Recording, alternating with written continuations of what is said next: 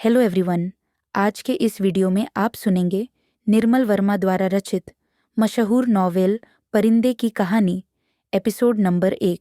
और इसी तरह का कोई और भी कहानी सुनना चाहते हैं तो चैनल को सब्सक्राइब ज़रूर करें।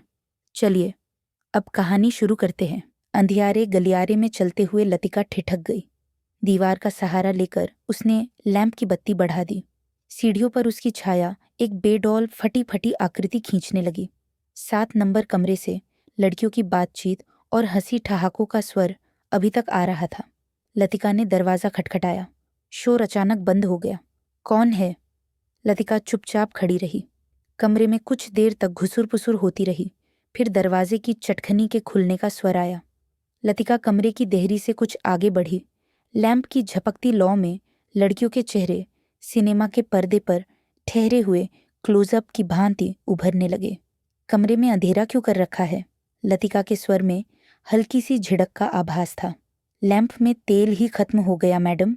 यह सुधा का कमरा था, इसलिए उसे ही उत्तर देना पड़ा। हॉस्टल में शायद वह सबसे अधिक लोकप्रिय थी, क्योंकि सदा छुट्टी के समय या रात के डिनर के बाद आसपास के कमरों में रहने वाली लड़कियों का जमघट उसी के कमरे में लग जाता था। देर तक गपशप हंसी मजाक चलता रहता।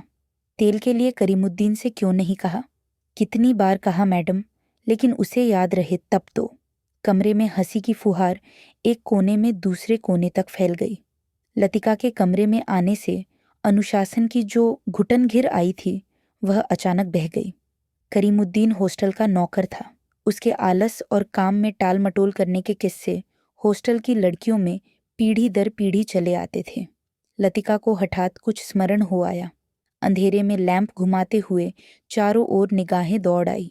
कमरे में चारों ओर घेरा बनाकर वे बैठी थी, पास पास एक दूसरे से सटकर। सबके चेहरे परिचित थे, किंतु लैंप के पीले मध्यम प्रकाश में मानो कुछ बदल गया था, या जैसे वह उन्हें पहली बार देख रही थी। जूली, अब तक तुम इस ब्लॉक में क्या कर रही हो? जूली खिड़की के पास पलंग के सिरहाने बैठी थी। उसने चुपचाप आंखें नीची कर ली। लैंप का प्रकाश चारों ओर से सिमटकर अब केवल उसके चेहरे पर गिर रहा था। नाइट रजिस्टर पर दस्तखत कर दिए? हाँ मैडम। फिर? लतिका का स्वर कड़ा हो आया। जूली सकुचाकर खिड़की से बाहर देखने लगी। जब से लतिका इस स्कूल में आई है, उसने अनुभव किया है कि हॉस्टल के इस नियम का पालन डांट फटकार के बावजूद नहीं होता। मैडम, कल से छुट्टियां शुरू हो जाएंगी, इसलिए आज रात हम सब ने मिलकर, और सुधा पूरी बात न कहकर हेमंती की ओर देखते हुए मुस्कुराने लगी। हेमंती के गाने का प्रोग्राम है, आप भी कुछ देर बैठिए ना। लतिका को उलझन मालूम हुई। इस समय यहाँ आकर उसने उनके मज़े को किरकिरा कर दिया। इस छोटे से हिल स्टेशन पर रहते उसे खासा अरसा हो गया, लेकिन कब समय पतझड़ और गर्मियों का घेरा पार कर सर्दी की छुट्टियों की गोद में सिमट जाता है, उसे कभी याद नहीं रहता।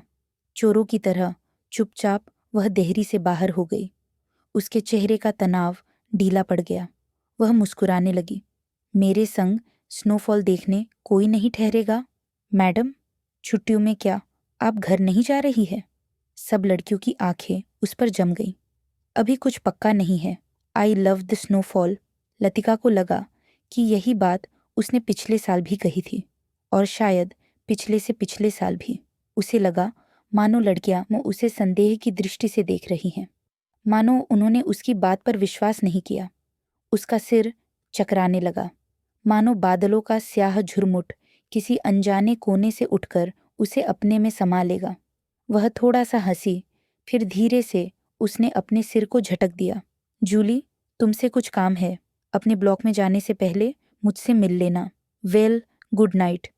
लतिका ने अपने पीछे दरवाज़ा बंद कर दिया।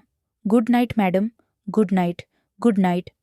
गलियारे की सीढ़ियां न उतरकर लतिका रेलिंग के सहारे खड़ी हो गई। लैंप की बत्ती को नीचे घुमाकर कोने में रख दिया। बाहर धुंध की नीली तहें बहुत घनी हो चली थी।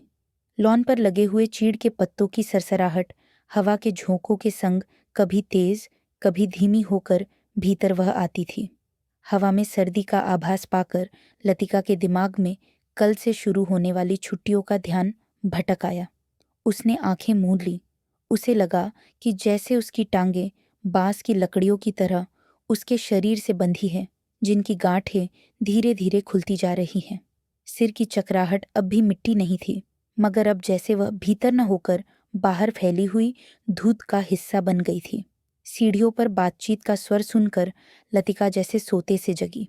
शॉल को कंधों पर समेटा और लैंप उठा लिया। डॉक्टर मुखर्जी मिस्टर ह्यूबर्ट के संग एक अंग्रेजी धुन गुनगुनाते हुए ऊपर आ रहे थे।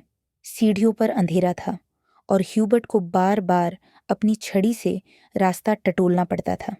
लतिका ने 2-4 सीढ़ियां उतरकर लैंप को नीचे झुका दिया। Good evening doctor, good evening mister Hubert. Thank you miss Latika. Hubert के स्वर में कृतज्ञता का भाव था। सीढ़ियां चढ़ने से उनकी सांस तेज हो रही थी और वह दीवार से लगे हुए हाँफ रहे थे। लैंप की रोशनी में उनके चेहरे का पीलापन कुछ तांबे के रंग जैसा हो गया था। यह अकेली क्या कर रही हो मिस लतिका? डॉक्टर ने होठों के भीतर से सीटी बजाई। चेकिंग करके लौट रही थी।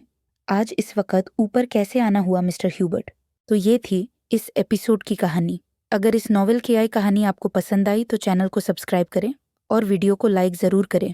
जल्द ही मिलते हैं आपसे अगले एपिसोड में। Bye bye.